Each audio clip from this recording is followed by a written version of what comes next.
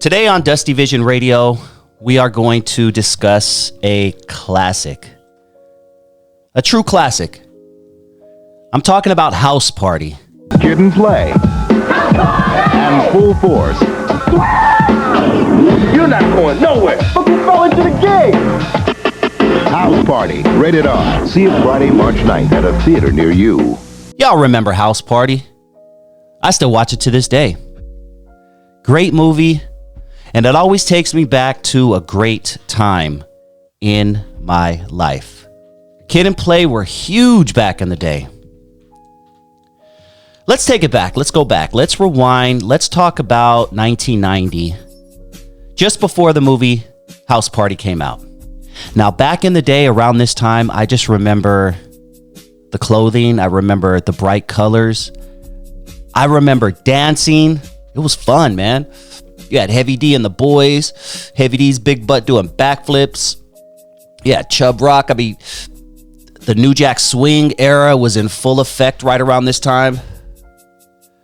And it was a perfect time for Kid and Play to come out.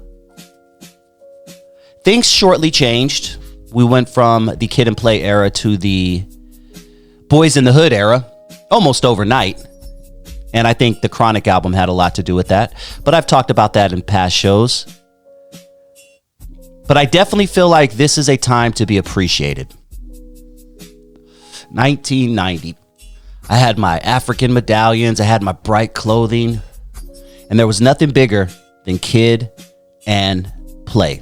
How I ran into Kid was one day when I was in a group called Quicksilver and the Super Lovers. We used to go to parties on the weekend. So one day I ended up going to a party in a place called Meadow Manor.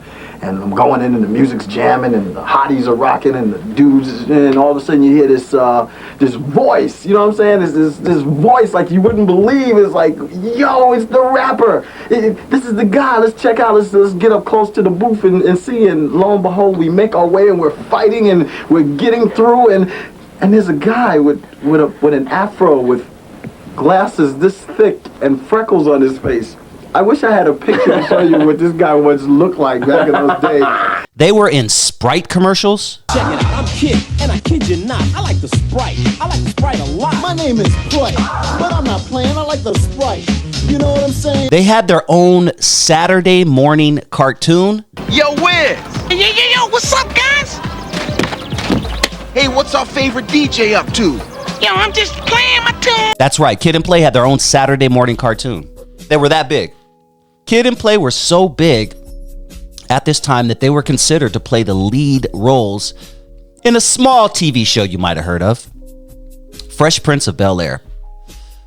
Yeah, that eventually went to Will Smith and DJ Jazzy Jeff, but the role was in fact offered to Kid and Play.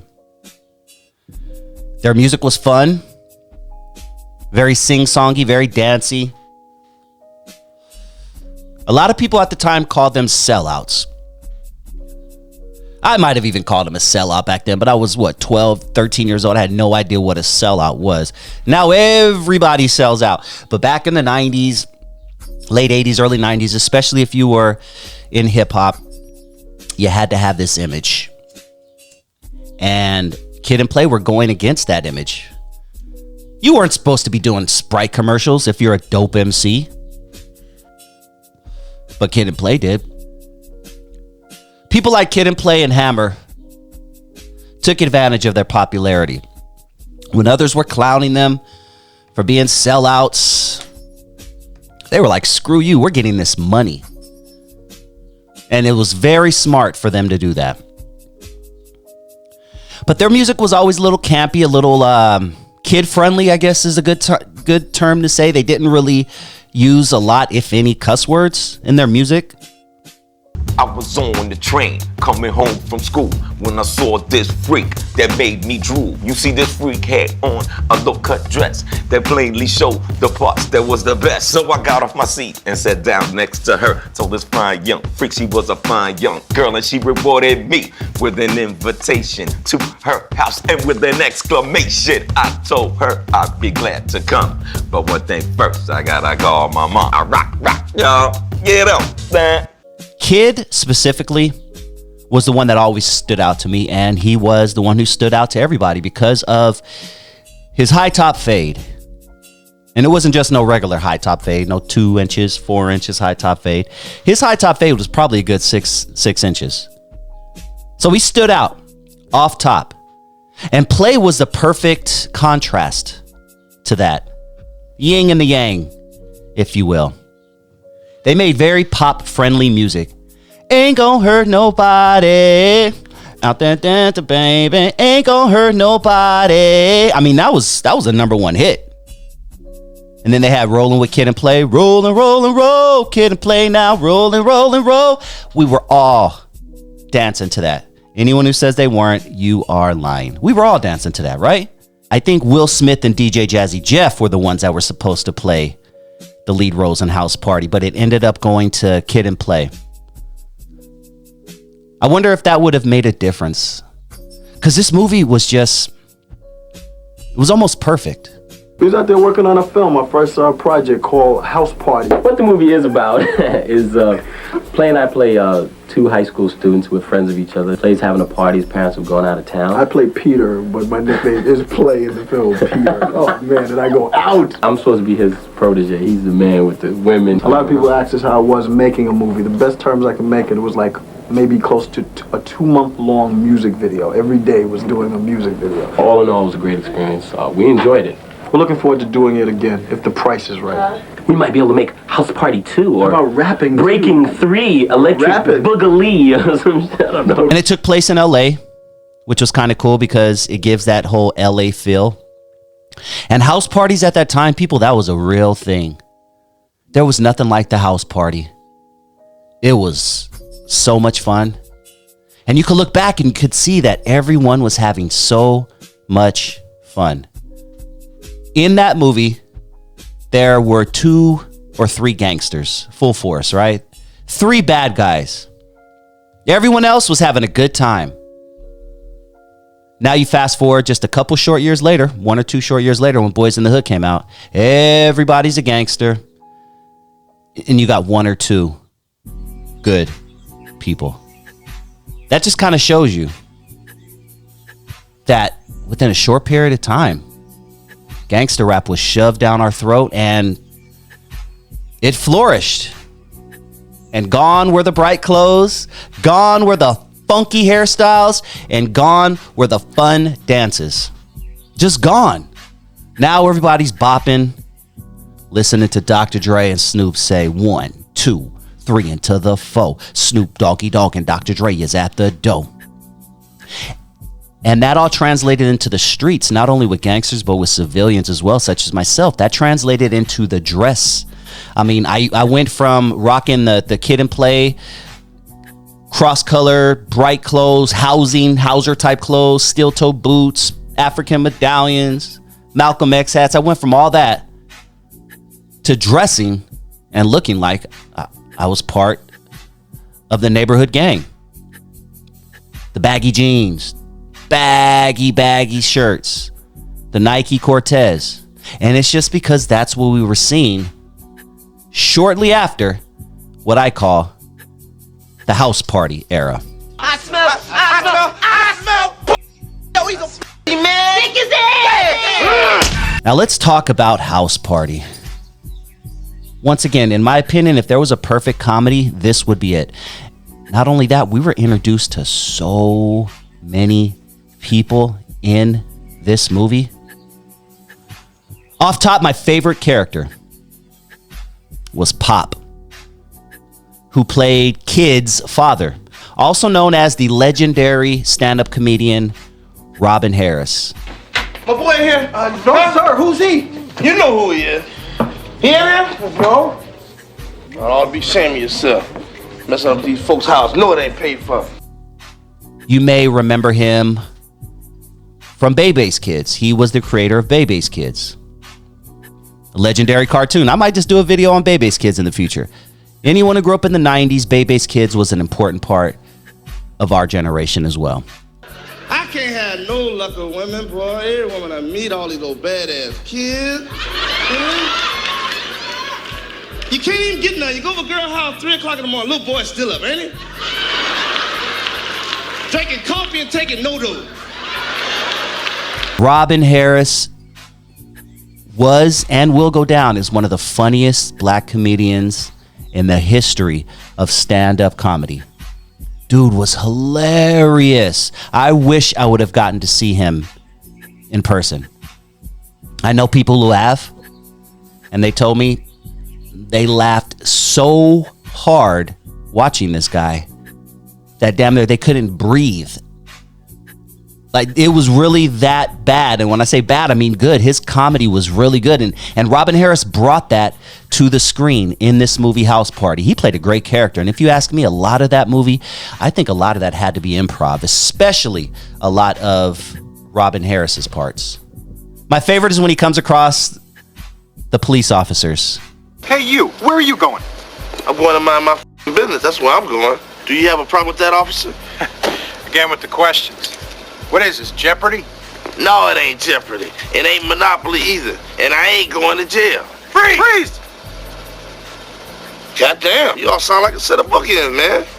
Another favorite part of mine from Robin Harris was when he actually makes it to the house party. He enters the house party and he just starts clowning on everybody. Clowning on everybody.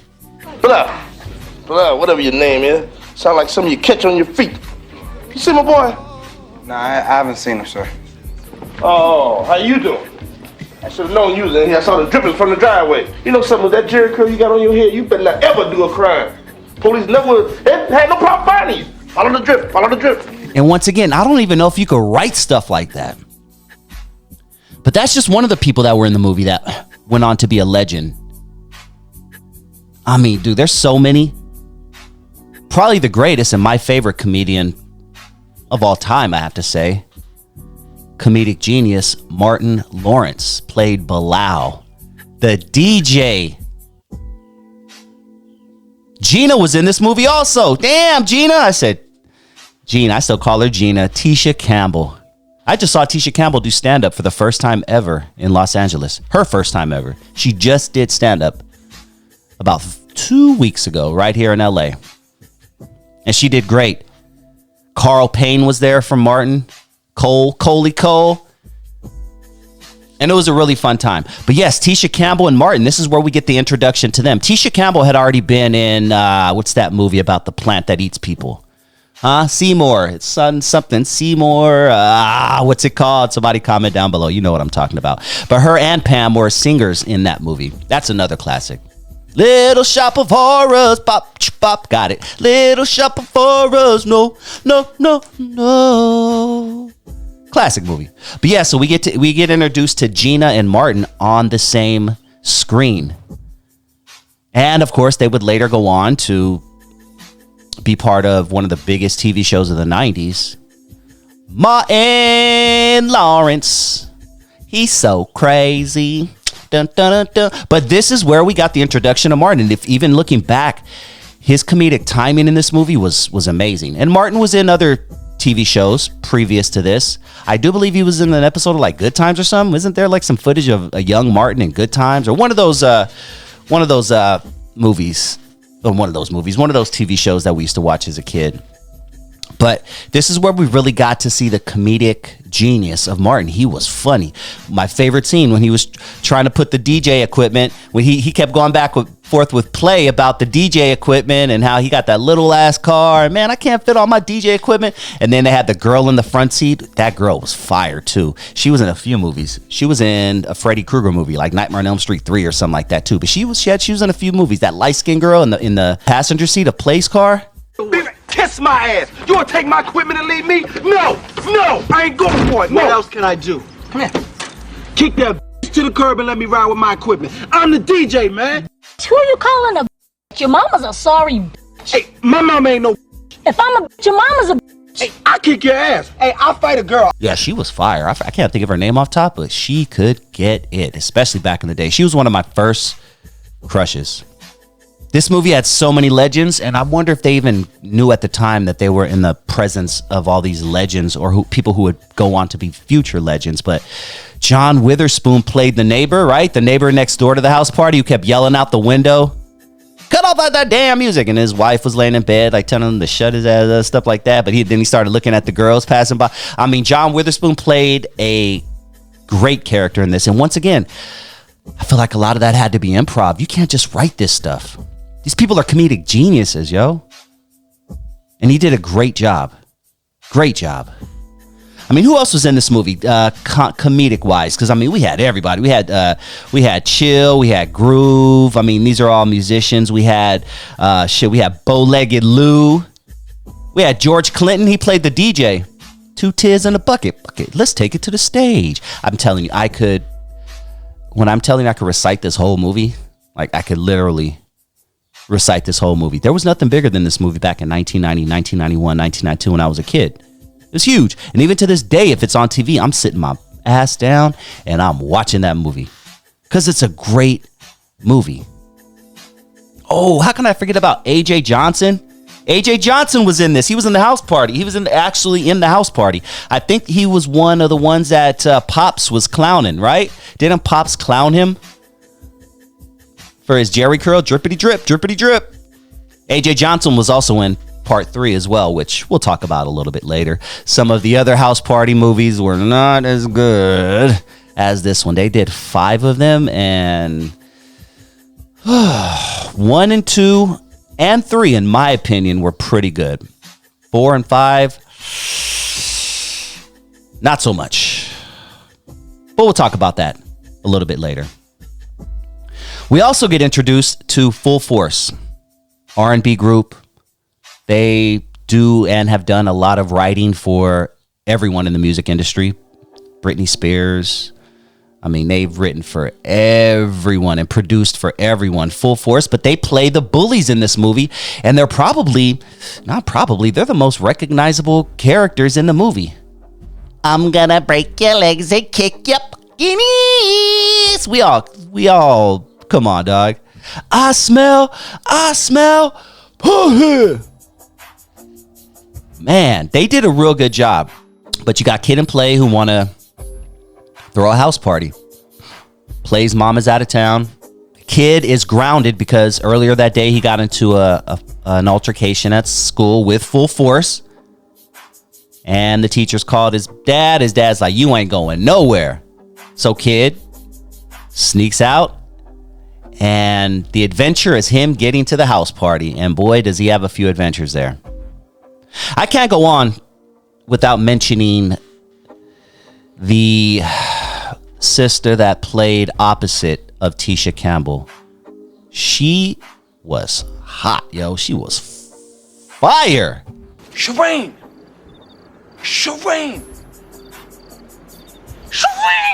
I don't know how much more acting gigs she did, how many more acting gigs she did. But I'll always remember her as house party, and I'll always think she's finer than Gina. Like, the dark-skinned chick that always hung out with Gina was always, to me, flyer than Gina. I love that part where they go to the projects to pick her up. All the family sitting in the living room, watching TV. This is a fantastic album, man. Let me borrow it. No, my brother. You've got to buy your own. Oh, man, that was classic, dude. That day, the way they put this movie together, whoever directed this and just the editing and the process and everything was really, really good. They knew what they were doing. They captured scenes very well. They go in the kitchen and a little dude is putting all that sugar in the Kool-Aid. She said, my teeth hurt just looking at you. But she was fire. I can't go on without not giving her her shine. Because she was fire. But yeah, man, I mean, we have all these great actors and comedians who just came together and made a classic. One of my favorite scenes is when Kid was thrown in jail. And then he does the whole rap while he's behind bars. I used to know that whole rap like the back of my hands when I was a kid, but you know, now not so much. But I bet if I sat down and watched it, I would pick up pretty quickly. The sign on my says "Do not enter." Yeah, that was a good scene, and surprisingly, they did a great job for this being their first acting gig, Kid and Play. But it just showed that they had it, man. And they took advantage of their time.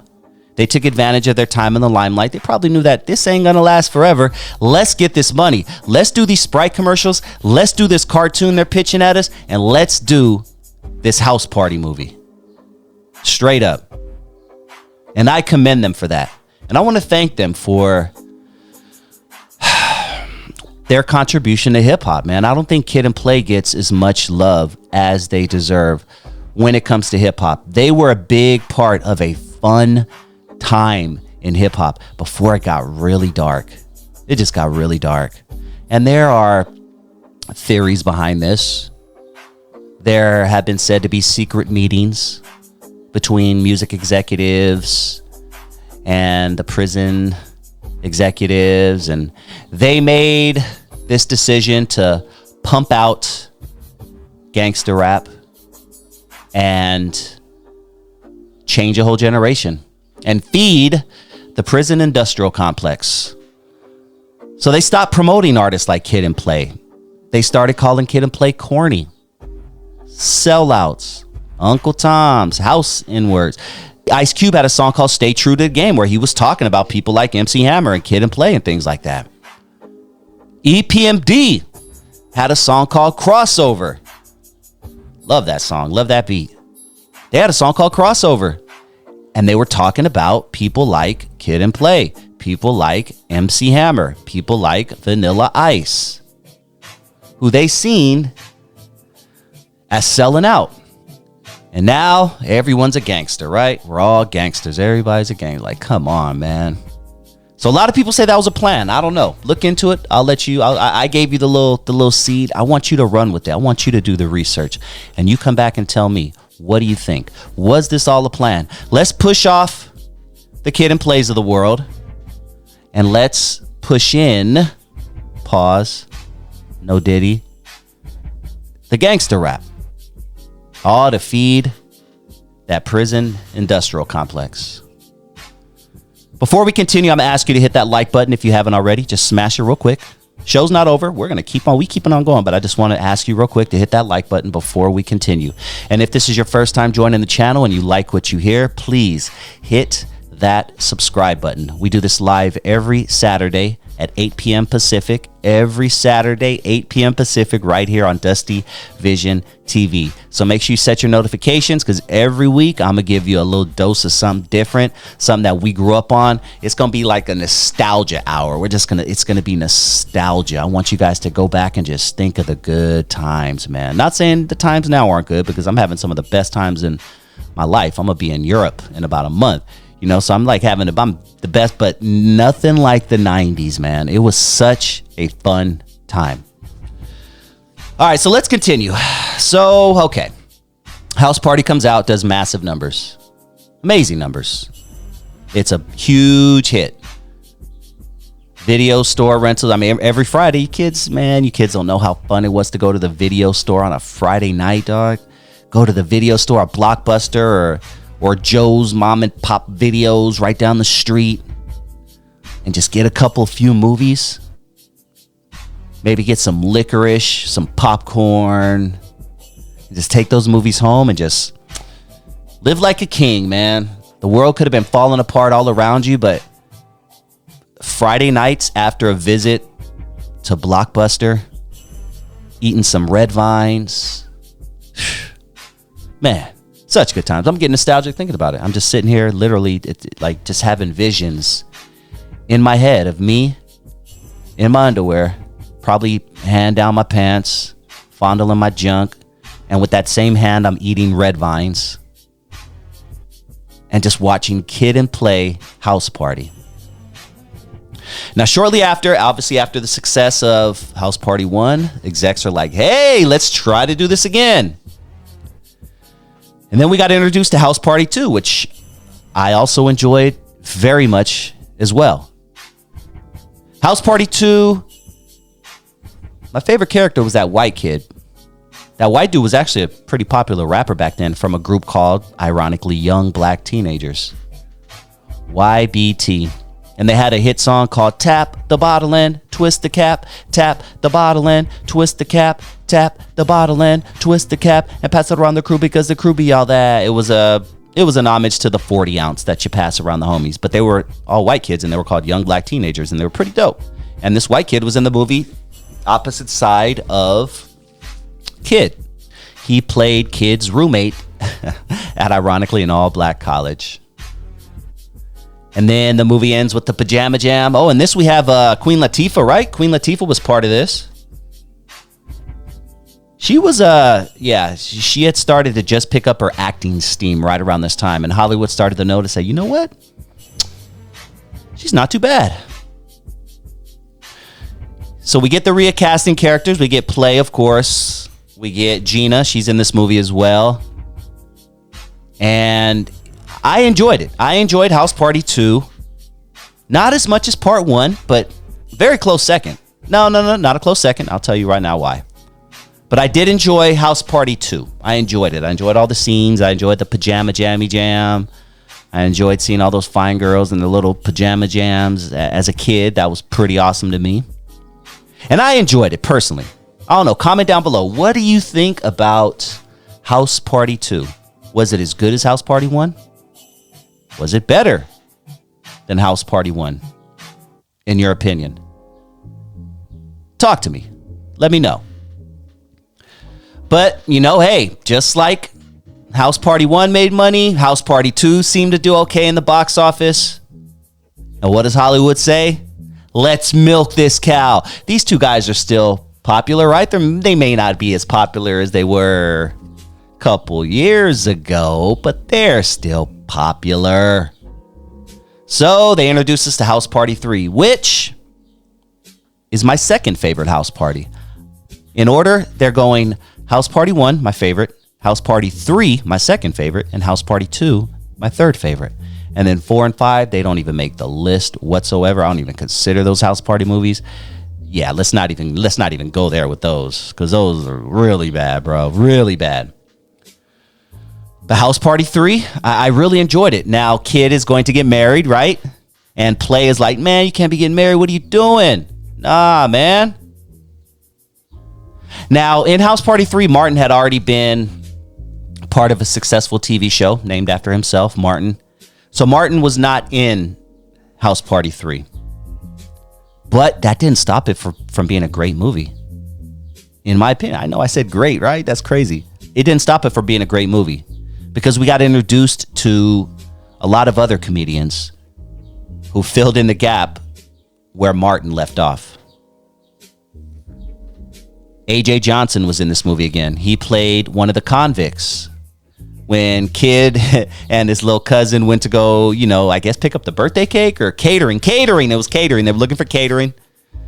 And they had the big bald dude and they had A.J. Johnson. And that was a classic scene right there of them just going back and forth, bagging on each other. Chris Tucker was in this movie. Yes, dog. This is right before the time Chris Tucker started getting them $10 million checks. This was maybe right before or right after Friday. Someone help me out. May have been right before, right? Right around the same time, definitely within a year or two of Friday. So we're getting introduced to Chris Tucker. He plays a great role, and my the favorite scene is when he meets up with Immature the group, right? Omarion. They had the Asian kid. And then they had the other dude. I can't even name the names. I think they have flip-flop members since then. But Omarion was the one that kind of ended up being somebody. Went on to being B2K and all of that, right? But Immature and Chris Tucker's confrontation at the door was a classic scene in this movie. Michael Collier. I don't know. I can never say his name. Michael Collier. There we go. Michael Collier. Very funny stand-up comedian. Legend in the stand-up world. Bro used to be homeless. And from what I understand, he used to make ends meet by doing comedy on the Venice Boardwalk. See, back in the day, the Venice Boardwalk wasn't filled with tents and homeless people shooting up dope like it is now. There was pockets of that. Of course there was. It's Venice. But different time back then. They actually had entertainers lot of entertainers, man. And Michael Collier was one of those guys who started in the streets and ended up on the big screen. Definitely a legend. And probably the biggest of them all, and no disrespect to Chris Tucker, no disrespect to AJ Johnson, no disrespect to Michael Collier, but probably the biggest one in House Party 3 was Bernie Mac. R.I.P. One of my favorites, man. One of my favorites. He is very Robin Harris-esque. Going back to part 1, Pops. He played a really good role as his brother, as Pops' brother. And Bernie Mac had some of the most memorable scenes. Namely, the scene at the dinner table. I knew you.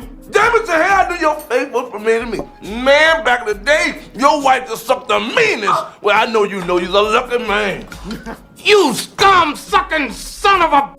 That's my hoe my wife you talking about. Now I remember. I even remember your name. They should call you Jawbone. Yeah, I really enjoyed 3.